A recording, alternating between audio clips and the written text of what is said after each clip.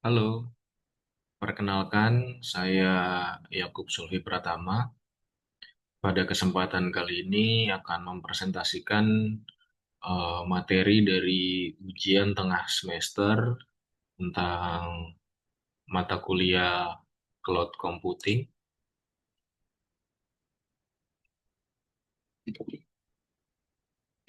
Berikut adalah rangkuman yang akan dibahas. Jadi di sini untuk membedah beberapa istilah fundamental seperti software as a service. Kemudian ada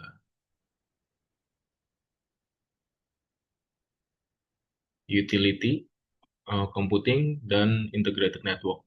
Selain itu juga kita akan eh, bahas faktor keberhasilan dari sisi implementasi dan arsitektur hybrid cloud, serta menimbang keuntungan dan kerugian dari teknologi virtualisasi dan cloud computing ini.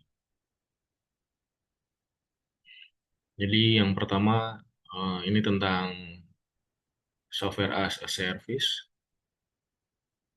Jadi atau bisa disebut dengan SaaS. Ini adalah model di mana perangkat lunak disediakan melalui internet dengan sistem berlangganan, sehingga kita tidak perlu lagi melakukan instalasi di perangkat lokal. Jadi model karakteristik utamanya meliputi dari akses yang mudah, umumnya via browser. Kemudian secara update juga otomatis, juga mendukung multi tenancy. Di contoh yang sering kita gunakan sehari-hari antara lain misalnya seperti Google Workspace, Microsoft 365 ataupun Dropbox, dan masih banyak lagi. Kemudian pada slide ini juga tentang utility computing. Jadi kita bahas tentang konsepnya ya. Jadi sederhananya ini adalah model layanan di mana sumber daya seperti prosesor atau penyimpanan diperlakukan seperti utilitas, misalnya seperti listrik gitu atau air yang kita membayar sesuai yang kita gunakan, atau biasanya juga disebut dengan pay as you go. Dan konsep ini juga menjadi fondasi sebagai cloud modern karena menawarkan skalabilitas yang elastis, fleksibel, jadi manajemennya juga otomatis, memungkinkan organisasi ataupun perusahaan untuk mengoptimalkan biaya infrastruktur secara fleksibel. Selanjutnya, integrated network.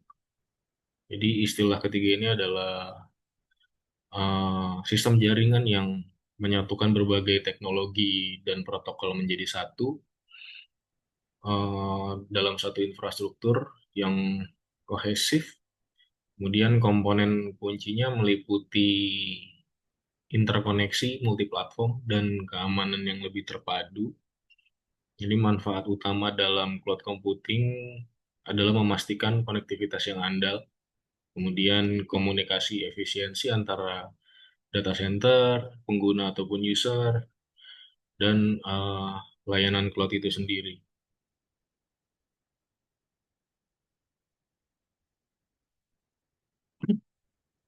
Kali ini hybrid computing ya. Jadi sekarang kita masuk ke pembahasan dari sisi arsitektur, yaitu hybrid cloud computing. Ini kombinasi antara private cloud, biasanya infrastruktur internal, dan public cloud, itu layanan eksternal. Jadi keuntungan model ini juga fleksibel. Kita bisa menempatkan data sensitif misalnya di private cloud agar lebih aman, namun bisa tetap melakukan bursting atau perluasan ke public cloud saat beban kerja misalnya meningkat, sehingga biaya dan resource ataupun sumber daya menjadi lebih optimal.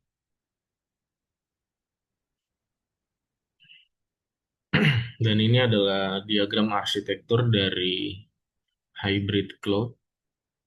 Ini visualisasi arsitektur. Jadi kalau kita lihat di sisi kiri, di sini memiliki infrastruktur on-premise atau private cloud yang dilindungi firewall dari sisi internal. Dan infrastruktur ini terhubung melalui beberapa lapisan integrasi ataupun layer yang aman menggunakan koneksi VPN atau API Gateway ke sisi kanan. Jadi di sisi kanan ini adalah public cloud-nya. Contohnya seperti AWS, Azure, atau Google Cloud Platform. Jadi platform manajemen hybrid di tengah fungsi untuk memantau dan mengelola kedua environment secara terpusat. Selanjutnya, faktor keberhasilan implementasi cloud.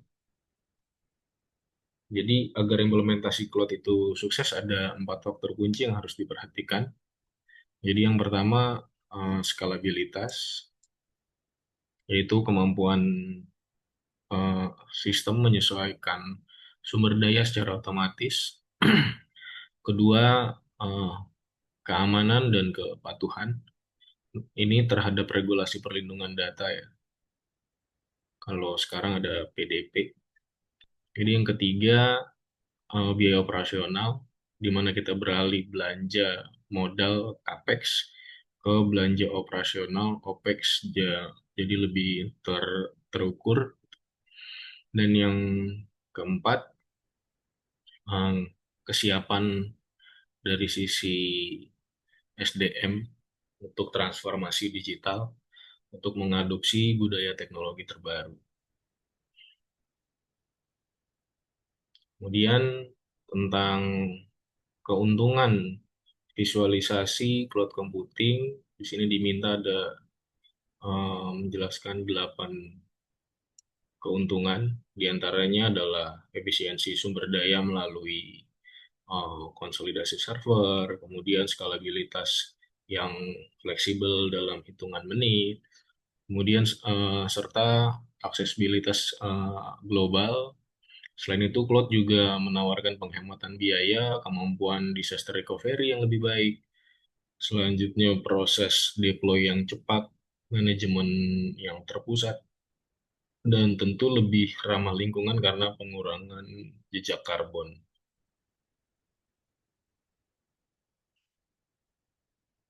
Lalu, 3 kerugian dari virtualisasi dan cloud computing, kita juga harus mewaspadai beberapa faktor ini, karena kerugian utama meliputi ketergantungan penuh pada koneksi internet, kemudian ada resiko keamanan data karena berada di pihak ketiga, serta kompleksitas manajemen yang memerlukan perancangan matang untuk mengoptimalkan, meminimalkan risiko tersebut.